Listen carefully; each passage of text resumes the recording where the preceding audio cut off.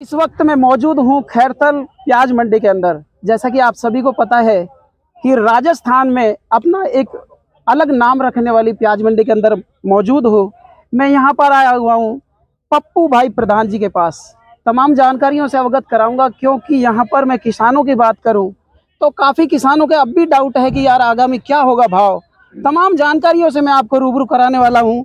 यहाँ पर देख सकते हैं कि जो आज मंडी टॉप माल बिका है वो 47.5 रुपये किलो बिका है। मेरे साथ में यहाँ पर बलबीर जी सैनी मौजूद हैं, और जिनको आप कहते हैं किसानों के मसीहा। क्या कुछ कहना चाहते हैं पप्पू भाई प्रधान इस खैरतल प्याज मंडी के बारे में? साहब बहुत बहुत स्वागत है आपका। क्या कुछ कहना चाहेंगे किसान भाइयों को? सबसे पहले तो मैं आपके चैनल का बहुत बहुत आभार प्रकट करता हूं, धन्यवाद देना चाहता हूं जो किसान की बात आम जन तक पहुंचाते हो, किसान की परेशानी को आप प्रयास करते हो कि सरकार आपकी इस चैनल के माध्यम सुने और उनका समाधान हो। हिंदुस्तान में खैरतल की प्याज का अपना एक स्थान है, क्योंकि मेवात का एक एरिया है जिसमें हमारे यहाँ पर अभी शिक्षा का अभाव है, और हमारे यहाँ पर इस एरिया को भाईचारा जीवित कहते हैं। आज पूरे देश के अंदर हिंदू और मुसलमान की बात होती है, लेकिन खैरतल एक ऐसी जगह है जहाँ आज भी राम और रहीम एक साथ थाली में बैठकर खाते हैं। जब राम की बेटी की शादी होती है तो रहीम परोसगारी करता है। उस अंचल में हम बसते हैं, उस अंचल का हमें बड़ा ज्ञान है। और प्याज के बारे में तो इस एरिए को कहा जाता है कि जब पूरे हिंदुस्तान का जायका प्याज का अगर तुलनात्मक दृष्टि से किया जाए तो खैरतल की प्याज का जायके का मुकाबला नहीं हो सकता। ये प्याज 50 साल से हमारे यहाँ लग रही है। पहले खैरतल की मंडी में हमारे यहाँ बीज बिका करता था, खैरतल की प्याज के नाम से हमारे पूरे हिंदुस्तान में जानी जाती थी। अलवर मंडी डेवलप हुई, अलवर मंडी करीब 15 साल से चल रही है। पिछले 3-4 सालों से यहाँ भी मंडी चालू हो गई है, प्याज का अराइवल है। इस बार और साल के मुकाबले 1.5 गुना प्याज का लगान है। बरसात थी इसलिए ऐसा लग रहा था कि प्याज पछेती रहेगी, लेकिन पछेती नहीं रही है, हम मानते हैं, क्योंकि प्याज समय पर आ गई है। और अभी वर्तमान में प्याज का भाव जो है वो 1200 से लेकर 1800 और 1850 रुपये 40 किलो के लगभग बिक रहा है, जो एक अच्छे भाव में गिना जाता है। अगर भाव इसी पोजीशन में रुक जाता है तो निश्चित हमें 2 पैसे मिलेंगे, लेकिन सरकार की नीति के ऊपर हर आदमी को प्रश्न चिन्ह है। पिछली बार जब हमारी प्याज बिक रही थी, इस मेवात के अंचल में पैसा ना आए, इसे मेवात के अंचल के साथ दुभात की गई और एक चलते हुए सीजन में एक्सपोर्ट के ऊपर बैन लगा दिया। तब लगा दिया था जब प्याज के बाजार 15 से 20 रुपए किलो के थे, जिससे प्याज औंधे मुंह गिर गई और हम सब लोगों की बड़ी भारी बुरी स्थिति हो गई। लेकिन सरकार ने अब 45 रुपए, 40 रुपए और 32 रुपए किलो जो प्याज बिक रही थी, तब एक्सपोर्ट पर से बैन खोला।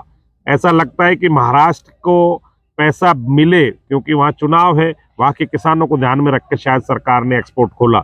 हमारे किसानों में एक बड़ा डर है कि महाराष्ट्र के चुनाव के बाद सरकार ये एक्सपोर्ट पे बैन लगा देगी तो हमारी प्याज का हमें पूरा दाम नहीं मिलेगा। आपके चैनल के माध्यम से कहना चाहूँगा, भारत के प्रधानमंत्री जी ने कहा था कि मैं किसानों की आय दुगनी करना चाहता हूँ। 2022 का उनका लक्ष्य था, 2024 आ गई, लेकिन आज तक उस पर कोई कार्य नहीं हुआ।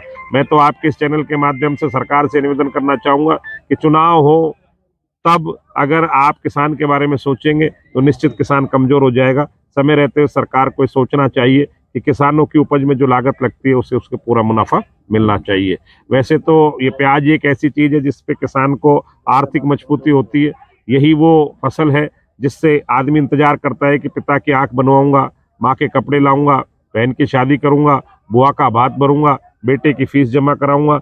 तो ये सब चीज़ें इस प्याज के ऊपर आधारित है। इस एरिए का, मेवात एरिए का ये जो प्याज है, ये एक बड़ा आर्थिक स्रोत है। अगर सरकार ने कोई नीतियों में परिवर्तन की तो हमारे लोगों को नुकसान हो सकता है। आशा है कि इस बार भाव में किसानों को 2 पैसे मिलेंगे। बाकी तो वातावरण क्या रहेगा, जलवायु क्या रहेगी, मौसम क्या रहेगा, सरकार की नीति क्या रहेगी, ये तय करेगी। लेकिन किसान भी जल्दी नहीं करे, क्योंकि जो कुछ होना है वो परमात्मा ने तय कर रखा है। खुदा की जो इच्छा होगी वो होगा, लेकिन हमें फसल को अपनी को साफ सुथरी और मजबूत बनाकर लाना है। लेकिन यहाँ पर हम प्रधान जी बात करें तो आपको अब भी क्या डाउट लगता है कि भाई एक्सपोर्ट खोल देंगे या रोक देंगे कुछ?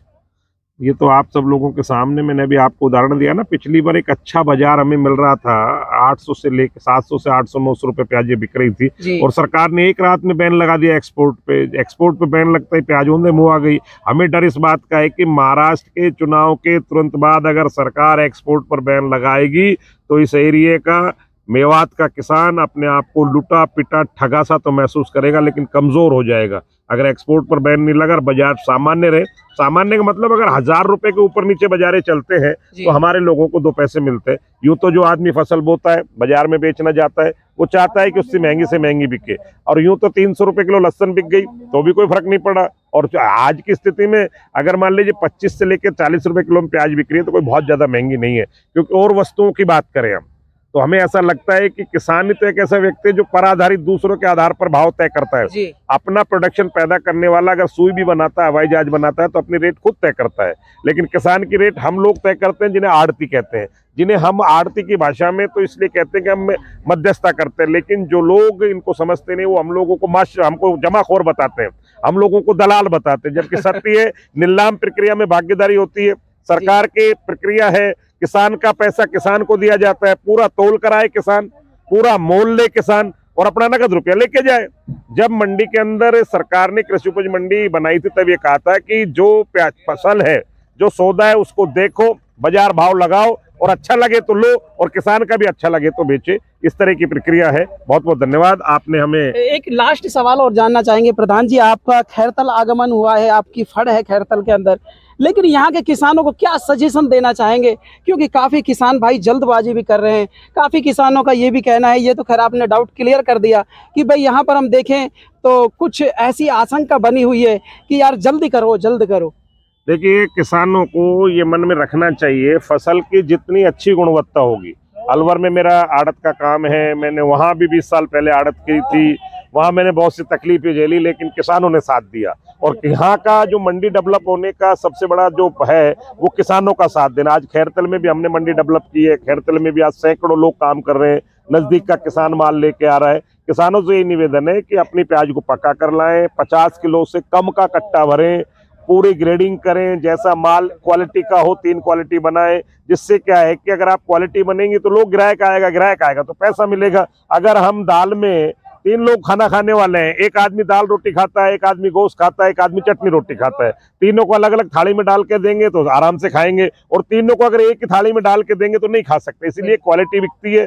आदमी जब क्वालिटी बना के लेकर आएगा तो ग्राहक भी आएगा। बिल्कुल, ये तो थे मेरे साथ में पप्पू प्रधान जी, जो कि किसानों के मसीहा माने जाते हैं। तमाम जानकारियां आपको मैं चाहूँगा कि इस वीडियो को ज़्यादा से ज़्यादा भर कर शेयर किया जाए, हर व्यापारियों तक पहुँचाया जाए, हर किसानों तक पहुँचाया जाए। हम आपको नेक्स्ट वीडियो में दोबारा मिलेंगे। जय हिंद, वंदे मातरम।